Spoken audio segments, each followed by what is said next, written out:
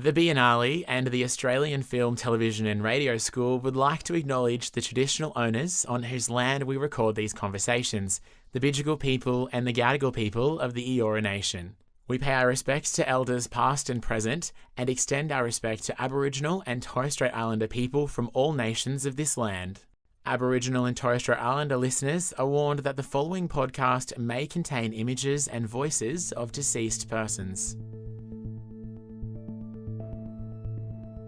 I'm Grant Mailing, a Bidjigal man from La Perouse, and this is the NIRIN Podcast Series. NIRIN is the 22nd Biennale of Sydney. It's a First Nation-led exhibition that challenges dominant narratives and provides paths to healing. This is a podcast about our connection to place. In this episode, we explore the effects of institutionalization and the importance of revisiting the past in order to change the future.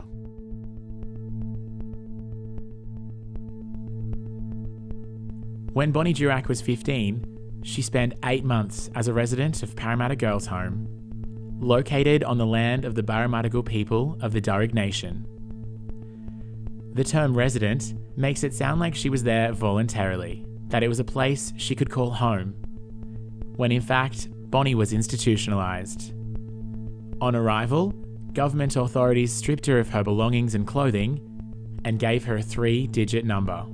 This number erased her name and her identity. When Bonney left Parramatta Girls' Home, she didn't speak about it for years. Memories of what happened there started to resurface when she began studying at the National Art School. Alongside artist and writer Lily Hibbard, Bonney co-founded the Parramatta Female Factory Memory Project. This sees Bonney and other former residents use art and writing to share their stories, so that history doesn't repeat itself. Some of these stories have been collected in the book Paragirls.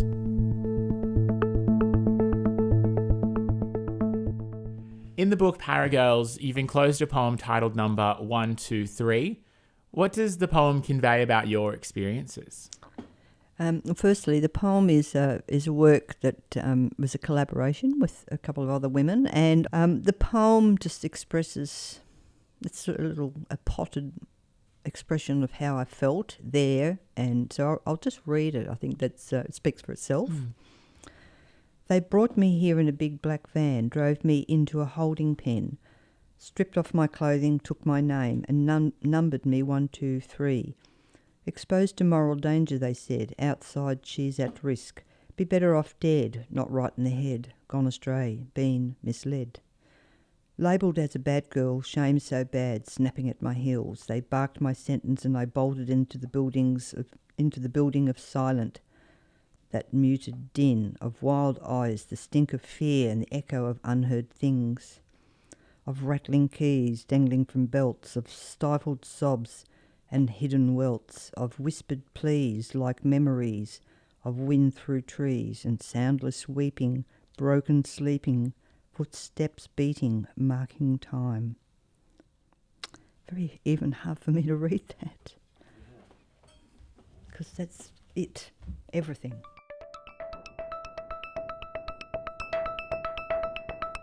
Bonney, can you outline a timeline of the Parramatta Female Factory precincts and the institutions that were there? Yes, I can.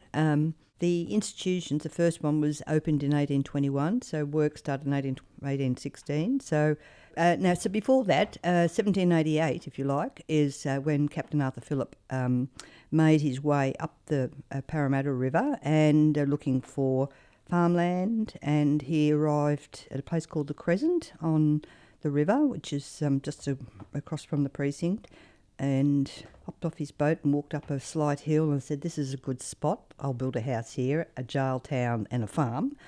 And then very soon after that, the land itself was being sliced up and given as grants for farming and so forth.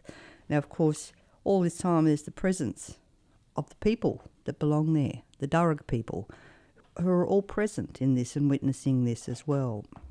So the archaeological evidence that has been recently uncovered by heritage people have dated campfires that have been burnt continuously or used for 40,000 years on the site. I can't comprehend that. 40,000 years of human occupation on that river bank where the precinct is. Wow. And at what point did it become the Parramatta Female Factory? Well, in 1821, that's the female factory. That was the colonial solution to providing a place of safety and refuge for the convict women, and where they would stay until they were assigned. Also, they could return to have their babies and nurse their young children, but also they could be returned to serve out punishment. So we're already, the female factory as itself, it's a complex of buildings, so it's not just one building. It's serving multiple purposes, and all the lines get blurred down through time. So the word precinct is really important in the phrase, because Parramatta Female Factory Precinct represents a female factory site, a convict site, a Roman Catholic orphan school institution site, the Parramatta Girls Industrial Training School, the Kambala and Tawdry Children's Depot, and also the Parramatta Lunatic Asylum or the Cumberland Hospital. So it's a Norma Parker Detention Centre for Women, not forgotten that one. So it's many. And so precinct is really important. How many children, women and Indigenous Australians came through them, through the institutions through 1818 to 2010? I've estimated that, upwards of 30,000 children have passed through the orphanage, female factory, girls' home, and then you add at least maybe say another 9,000 or so, 10,000 convict women. So it's quite a lot, 40,000. But down through time, that multiplies. So we would have something like 1 in 7 Australians is descended from a convict woman or someone who was in that institution. How does institutionalization affect people? And if you don't mind me asking, how did it affect yourself personally? Well, institutionalisation affects people in every way, like physically, emotionally, mentally.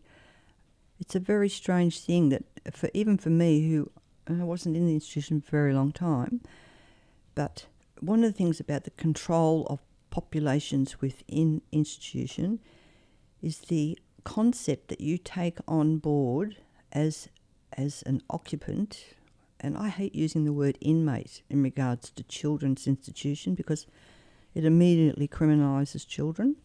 So I use the word resident. But it's a measure of control to be silenced, to feel like a lesser human being, to feel weak and powerless. And everything is constructed within the institution to make you feel that way. Of course, you come out and obviously aware that you've been completely reprogrammed, if you like, and you carry that. You carry a great fear of the authority figures. So that's the big issue, the really big issue of silence and shame. So if you feel ashamed, you're not going to speak up. That's the big silence. And that's really very common. And one of the things that happen to people is that they're carrying this big secret, whatever it is. They can't express it. They may turn to drugs and alcohol or other forms of self-abuse or abuse others. Yes, that's not uncommon because you're angry. Yep. I'll just talk a little bit about how power is exercised over people who are in an institution. The first thing is the admissions procedure. You arrive, and this is pretty common to all institutions, and it was to children's institutions as well, which is a really sad thing when you think about it. You have an adult there who's asking you questions, but you're not allowed to speak generally. Usually it's a male aboard, and he's writing notes about you, and so he knows things about you that ordinarily people wouldn't know. It's like you're in a big play. Everybody's playing their part and their role. The next thing is your possessions. If you have any possessions, they're handed over, recorded in a book, numbered, and you're being slowly stripped of everything that's to do with you as an identity. So there's your possessions, your memories of your knowledge, in other words, your background knowledge, background family. Then there's the body, your clothing is taken and you're rendered naked, and your body itself is invaded. For girls, it was these virginity tests, and you're disinfected. Then you're issued with clothing. Everything is numbered, so you're issued with a number. Everything is stamped with the property of the government. You're constantly reminding that you are the property of the government. And then you're taken to a place and you're told this is where you're going to sleep. So every level of your freedom and your person has been completely invaded in the first process of admissions. That's as you get there. So, and then the next thing is the routine. Everything is controlled by the clock. And there's the privilege and punishment. There's all sorts of mechanisms that are conducted within the institution all the time. And there's also, you have no right to privacy.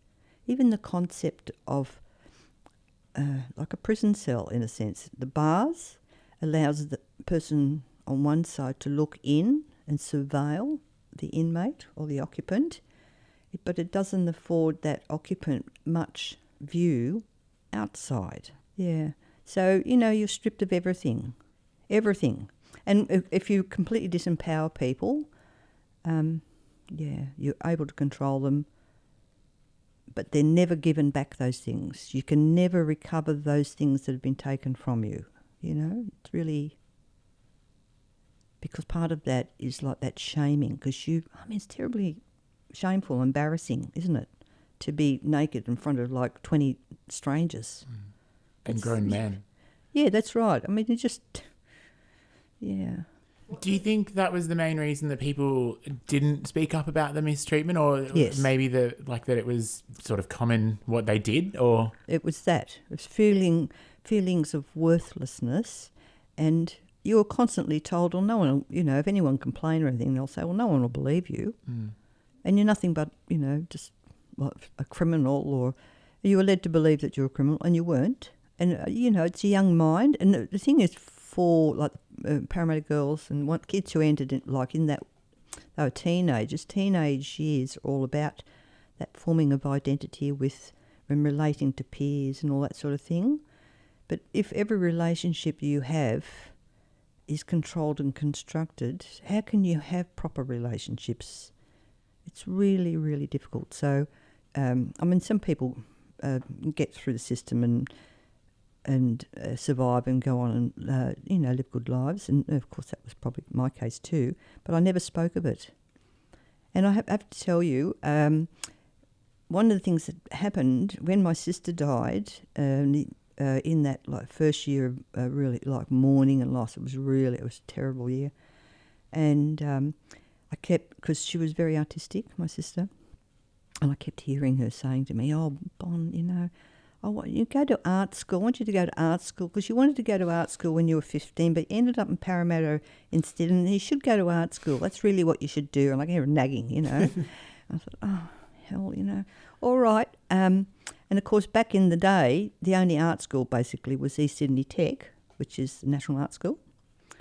So I enrolled and got in and started. But it's a really weird thing when you think about it. At 15, I was sent to this convict built institution at Parramatta, but I ended up at the National Art School so many years later, a convict built institution once again, and over time it really occurred to me, I'm back there. I'm in that place, and I could read it, and I could, I felt in there things that other people clearly weren't feeling, because it was all from my memory and stored in my body. And so through that experience at NAS, I started exploring the idea of the institution. It's the beginning. It's like the full circle happened. And of course, Deborah Beck was doing her work on the history of the site, and she knew I was interested in history, and her, we sort of shared that sort of thing.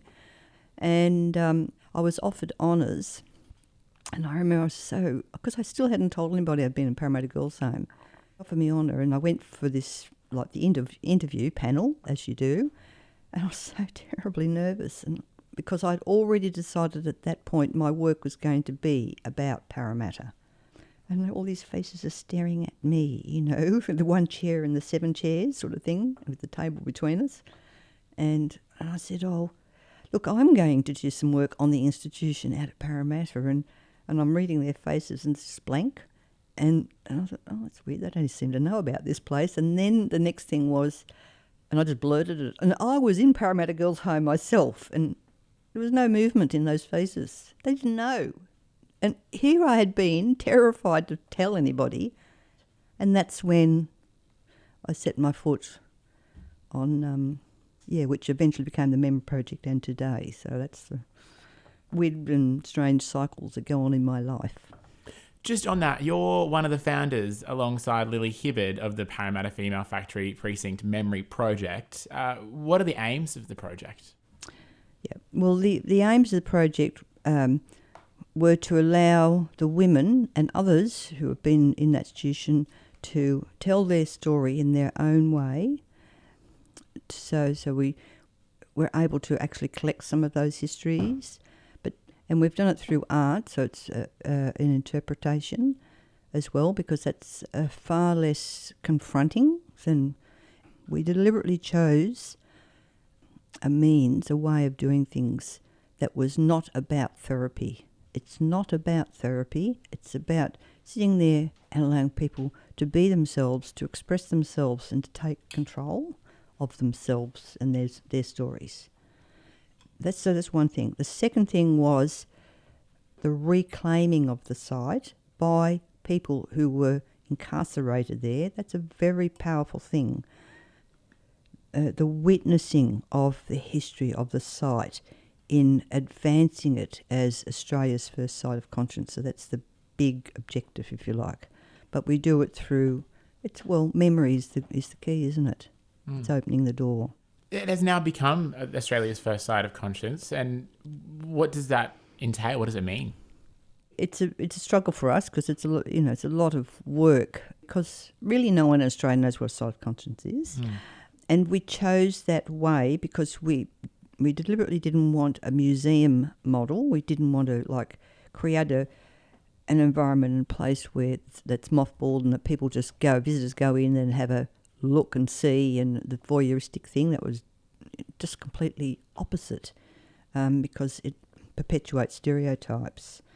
And it's also about how can you remember something of a site, of a place where human tragedy and trauma has happened, where people have suffered. How can you don't want to celebrate it? That just seems ironic. We couldn't celebrate that site. How could you? So you've got to find other ways. So the site of conscience allows, as I said, allows for that. So really, it's one of the common factors of the Parramatta girls and pretty much all care leavers, that's people who've been in institutional care as children.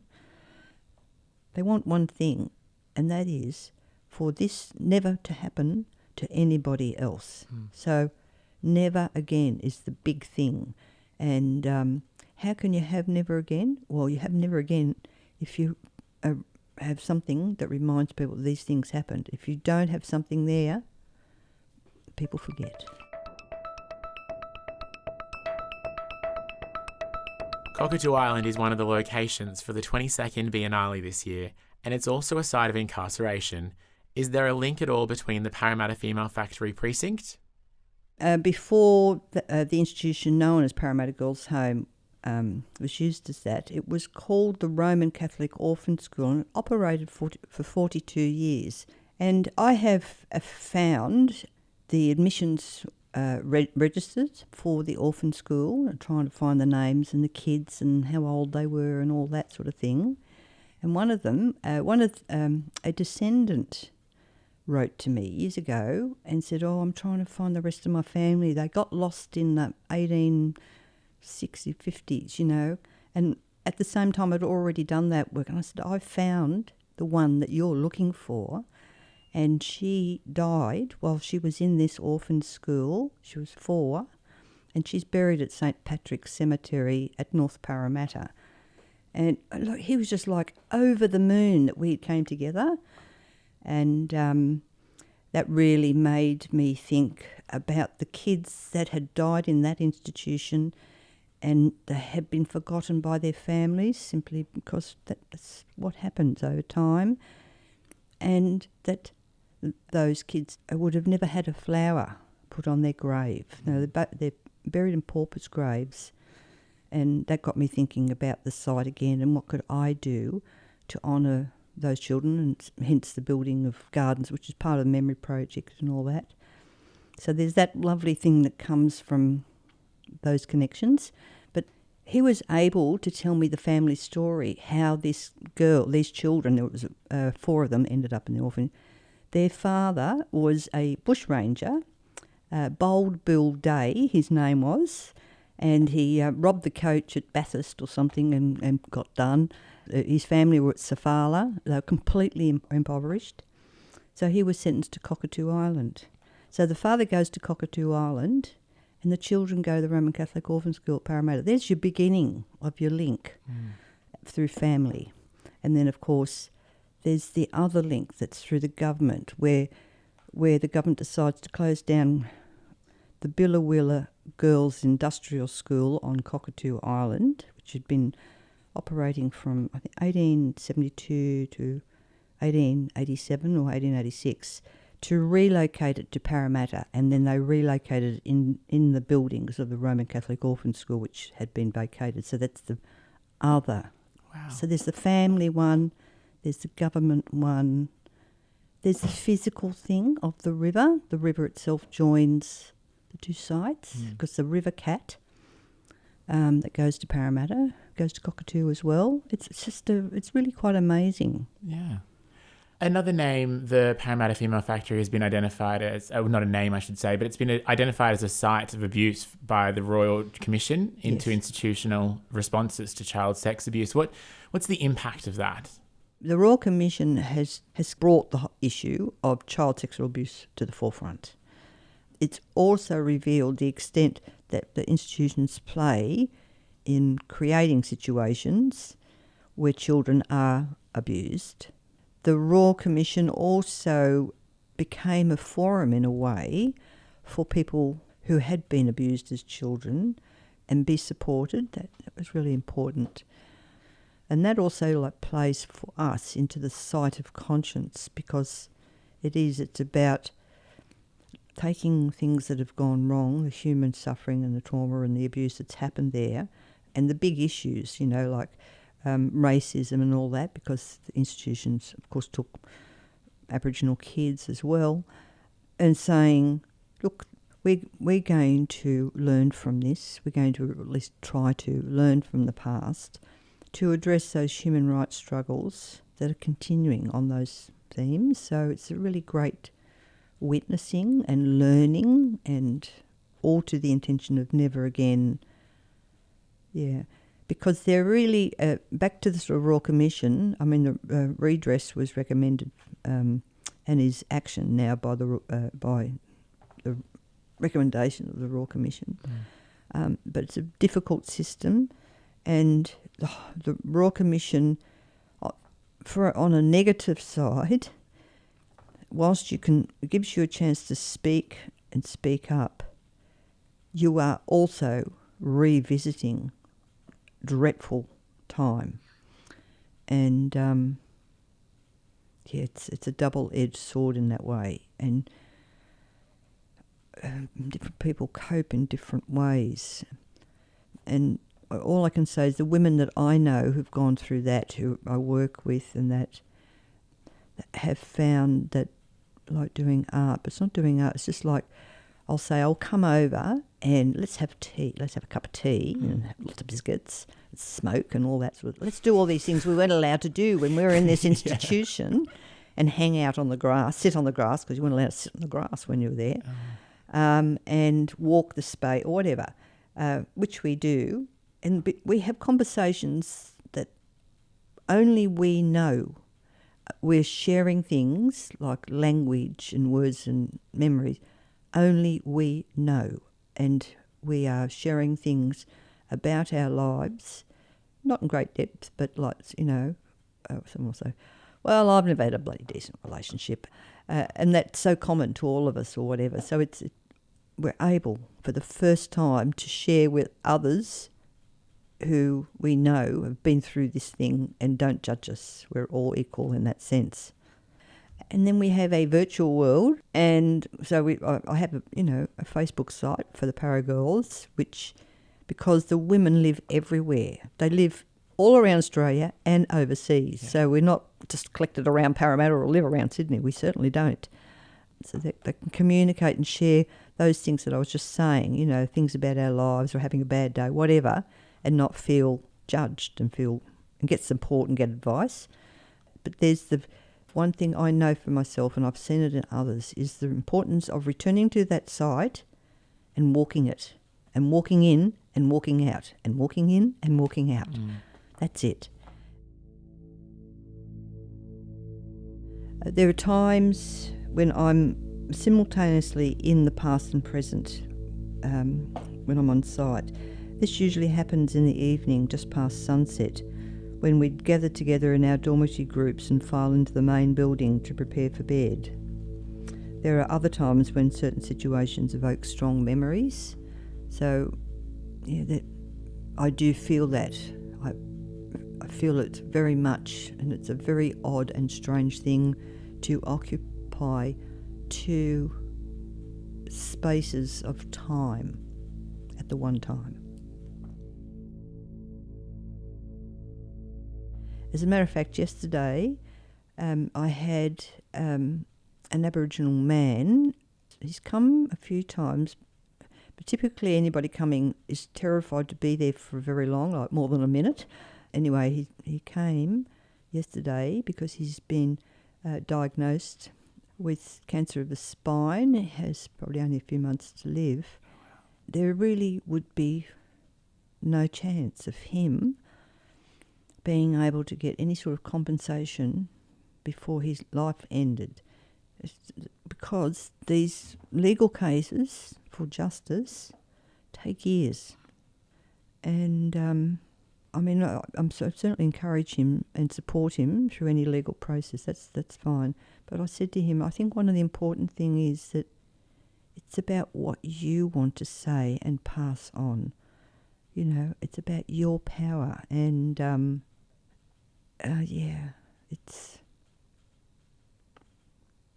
that's the Royal Commission. That's what it's done. It finished in 2017, and look, it's 2020, and this guy's walking in and said, I'm thinking I might actually do a legal case. And 10 years from now, there'll be someone who, I might do it now because I might be ready. It takes a long time. Yeah. But whilst we have the site, we can at least collect and build a knowledge and a support and have people come in. And then I get lots of descendants. I get descendants, like someone will write an email and say, I just found out through Ancestry, whatever, that, my great-grandmother was there back in 1910, something or other. Do you know anything about her? As if I would, really. There's more and more of that happening. And so people who are discovering that hidden histories of their own family want answers. It's amazing. And that'll multiply. That'll only multiply. It won't get less. Yeah. So it's really important, that site too.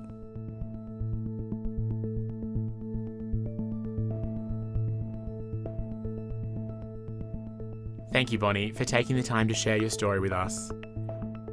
You can learn more about the precinct at paragirls.org.au. The 22nd Biennale is open from the 14th of March to the 8th of June. For more information, visit biennaleofsydney.art.